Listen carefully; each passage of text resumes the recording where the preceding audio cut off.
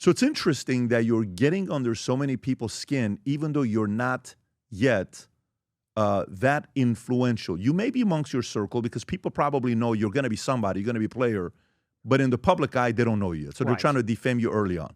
Yes. Is that a pretty good description? Yeah, they were trying to throttle me in the clip. So that happens. Amy Faulkner sends this to Cassie. Cassie then sends it to Reagan Battalion. Reagan Battalion posts it, and now you're saying you're being canceled. Define canceled. So I'm being blacklisted from everything in the conservative movement, from CPAC, from Turning Point. This is when my name is getting the scarlet letter. I'm officially being kind of kicked out because they're saying, you know, none of these people liked me, and they were all attacking me on Twitter constantly. But this was the moment when they said, we got him, because this is how this worked back then. Now, obviously, everything goes on Twitter and everybody's controversial. But back then, you had a clip like that, which was perceived as legitimately racist or anti-Semitic, and you're kind of done for. And that's what they did to me. Have you yet, I'm sorry to interrupt you. Have you yet walked up to Ben with his kid crossing the streets with his family or not? No, that was years later. That was years later. Mm-hmm. Okay, so this is good. Let's keep going with the sequencing. Sure. So that happens. If you went from 10 to 20 when she said, I'm blocking you, and a couple of the people at the Daily Wire did, then you go to 20 to 50 when you find out about the Media Matters and the messages being sent out to other places to censor you. Claims, but you know the other guy at RSPN called you saying, this girl keeps calling me, telling me what you said to cancel you last 2 weeks. That you know for a fact. Then this happens here with Leadership Institute. Then the Amy Faulkner situation video going to Reagan Battalion. Where do you go from here? If it goes 10 to 20, 20 to 50, where are you going? What now happened? I'm 50 to 80. Okay, so now it's like this is when you're born. Mm-hmm. And how old are you at this time? Just about to turn 19. So you're still 18, and this is what's happening to you. Got it. So what do you do next? So I have to defend myself. This video is going viral, and Ben Shapiro retweeted it, by the way. Ben Shapiro quote tweeted that Reagan Battalion video. 100%? Are you positive? 100%. He said, and what did he say? This is very concerning. Is that the video, Rob? Yes, sir. Can I see it, please? Her in your daily existence by Jews. I told you yes, absolutely. You laugh at it like... How so? Can you... Would you say that me having sex with my dog is the same thing as me having sex with a black man? No. But they would both be degenerate. Oh, this... Well, that's a little bit, that's a little bit harsh. Well... Could be seen as harsh, could be seen as disrespectful. If I was an African-American, I would be very annoyed, upset, frustrated, angry with you, and somebody could say that is racist. And the average person, and I'm just talking to you, I'm trying to be really hearing you out. I don't have any gotcha stuff for you here. It's going to be a very easy interview as we're going through. That's kind of racist. I agree. Okay. But let's remember the context. First of all, you saw that. That's a 3-second clip. Mm-hmm. 3-second clip, and you can't even see 80% of the screen. For sure. Because it's being hidden. Now, you and I both know the way that we talk on a show like this is very, it's like anything. You got to know your audience. Now, that's a 3 a.m. conversation with 18-year-olds. I think that we're all talking about, we're all political people. By the way, I'm also with you there, okay? Because I'm not one that condones that behavior. I've told my kids, I swear to God, if I had a conversation with my boys last week, I said, if I ever hear you use the N-word, I swear to God, you're not going to like what I do to you, okay? They were going to a school. My kids were going to a school, one of the best schools in Florida that has the highest SAT scores and the highest focus on math. The owner of that school's son says the N-word, who's a white guy, says the N-word. The father who owns the school, the board decides to kick his own son out of his school. Very weird situation that happens. So we're having this kind of a conversation. And one of my kids just went to Yale for 3 weeks for some summer camp that somebody else was holding in Yale. But he goes or comes back slightly different. Language, you're kind of hearing what's going on, right? And I'm 46. I can't judge you because during my time, Instagram didn't exist, Snapchat didn't exist, YouTube didn't exist, phone cameras didn't exist. And let me tell you, There's a lot of stuff we did at nightclubs and Army and videos were on the way we speak at 2 o'clock in the morning. Maybe not at this level. I've never said anything like this, but I understand that it's riskier. So at a young age, you have to be aware you're a very smart guy. Mm-hmm. You have to be aware that that kind of stuff gets caught. It's going to make it to public. So one, the responsibility is on you. But two, you have a higher risk you're going through because you're part of the social media family, not social media family, social media generation that we didn't go through at 46. Well, and I learned that lesson the hard way, but what is the lesson? The lesson is that this sort of thing, this is how political control is maintained, which is to say that we have a culture where you don't even have to do anything wrong. If you say anything wrong, ever, in public, in private, even if it's not inherently wrong, if it sounds wrong, someone might be secretly recording and use it to make you look bad and then destroy your career or your reputation. And this is enforced selectively. Like, let's keep in mind, take Shapiro, for example. And this is something I pointed out when this happened. When Shapiro was 18 or 19 years old, he wrote an article on Town Hall which said that population transfer is not a dirty word. In other words, meaning we need to take all of the Palestinians and kick them out of Israel. He's advocating for ethnic cleansing on his Town Hall blog. Now, you could say whatever you want about that. Population transfer? Yeah, transfer is not a dirty word. Does that mean ethnic cleansing? That's what the article defends, yes. Can you pull it up? I'm curious because I want to be fair. So is he saying moving them from there to a different place? Yes.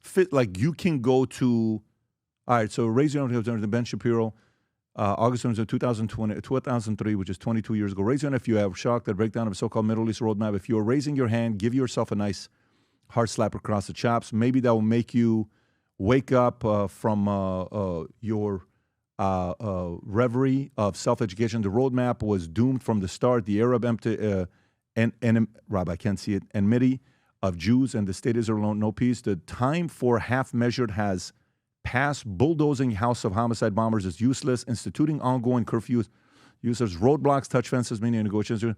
Some have rightly suggested that Israel be allowed to decapitate the terrorist leadership of. Some have rightly suggested that Israel be allowed to decapitate the terrorist leadership of Palestinian Authority. Okay, so rightly meaning they're in the right to suggest that Israel should be allowed to decapitate. Decapitate is what? I mean, killing is the easiest way to put it, but decapitate, doesn't that mean to, what is the actual definition of decapitate? They mean kill the leadership. Kill the leadership. But if you scroll down, the basis of the article is, when he says transfer, he's saying population transfer. In other words, saying this should not be stigmatized. Where do you see population transfer? That's the title of the article, is transfer is not a dirty word. If you read the whole article, that's the whole I want to point read the sentence, Rob. Go lower. Half measure trans indicates some global. Here's the bottom line. If you believe that Jewish state has the right to exist, then you must allow Israel to transfer the Palestinian and the Israel Arabs from Judea, Samaria, Gaza, and Israel proper. It's an ugly solution, but it's the only solution, and it's far less ugly than the prospect of bloody conflict ad infinitum. The two populations. So, okay, can you go to ChatGPT and type in what does, give me the word, what does the right to transfer, what was the word? Well, that's what the article says. He says remove the Palestinian Arab population from Judea, Samaria, Gaza.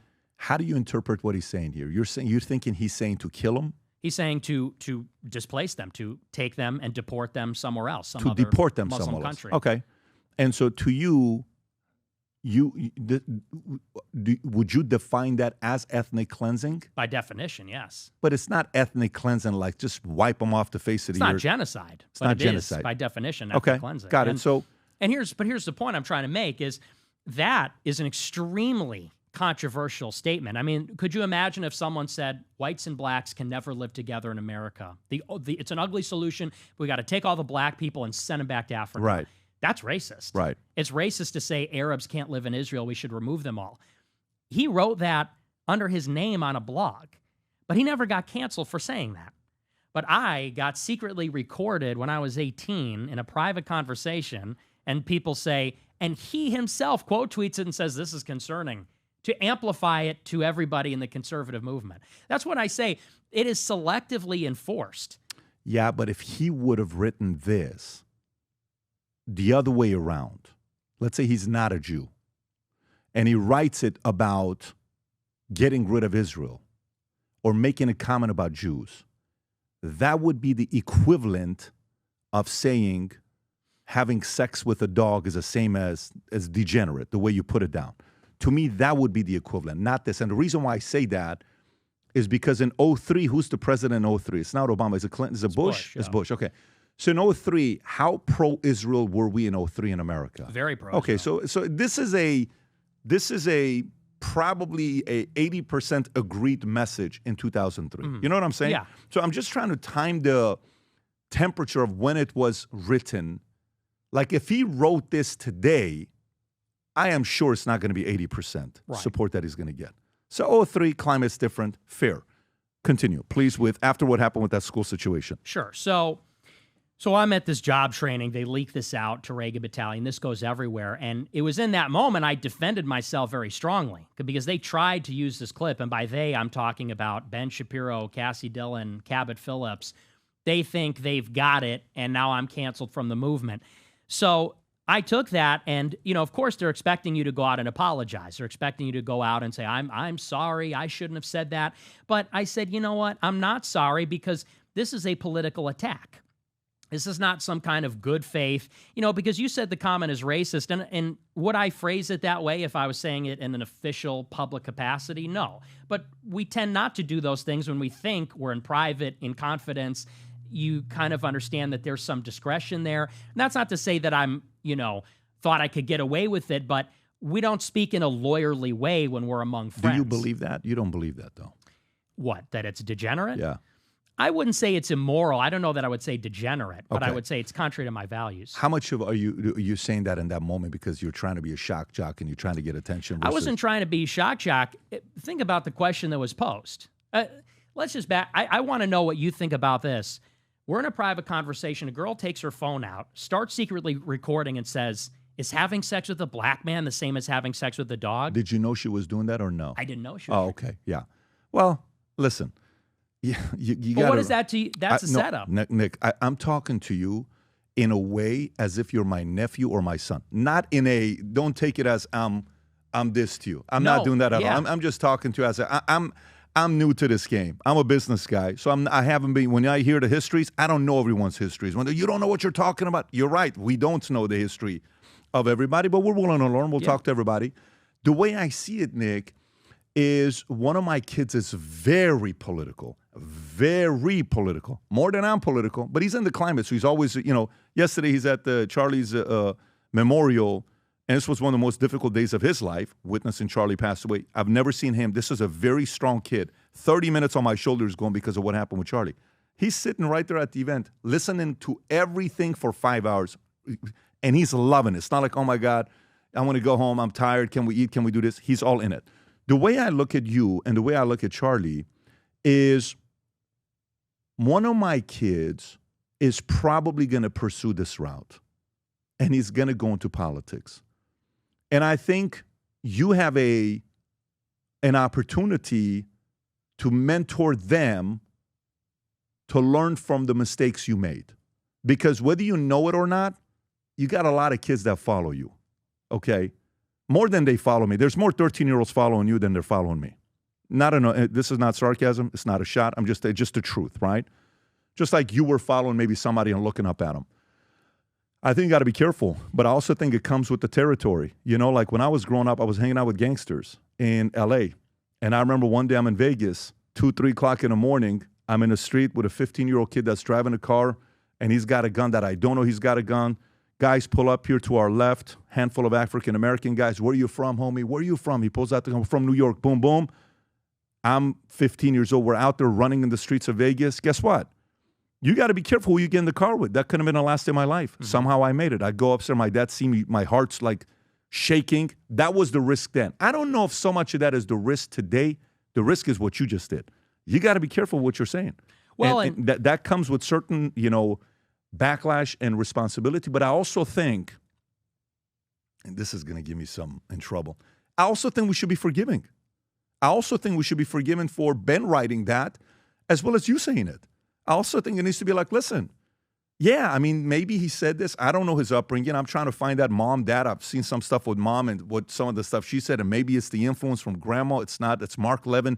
It's not like you had a racist person. I don't see that. But we also have to be a little bit forgiving, because if we don't and we stoke it more, you're going to get worse and worse and worse, right? The next person is going to want to get even more and more radical. Let's go past this one. If you don't mind.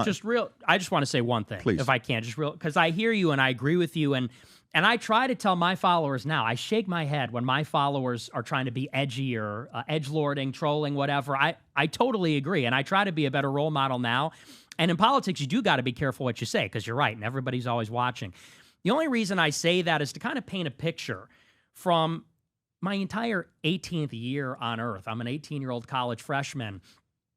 It's not like I was out here being problematic, being hateful, being a monster. It's that a decision was made that I had the wrong views. And because I had the wrong views, there was a basically ceaseless political attack, which is, you know, I make a tweet about the double standard on Israel, and Shapiro's amplifying that. I have a show, and someone's calling my boss saying, get this guy fired. Maybe they're collaborating with the left to get me fired. Up to and including strangers that I don't even really know are secretly recording me, setting me up. The point is, they made a decision, this guy's got to go, and they said, we're going to use in a careless remark to take the guy out. So, you know, people see, here's a guy that said a bad thing. I don't support that. And I'm not saying you do. I'm just explaining that's the side that a lot of people don't see. They see the bad remark. They don't see the calculation. And that's why I'm having these questions with you. And by the way, appreciate that. I wish this podcast existed, because I don't know if there's one where someone's asking you for people to know, how did you become the way you became? Exactly. That's why I wanted to take this approach with you. Hi, I'm Nick Fuentes. If you want to text me or call me or ask me a question, you can find me on Minect. If you enjoyed this video, you want to watch more videos like this, click here. And if you want to watch the entire podcast, click here.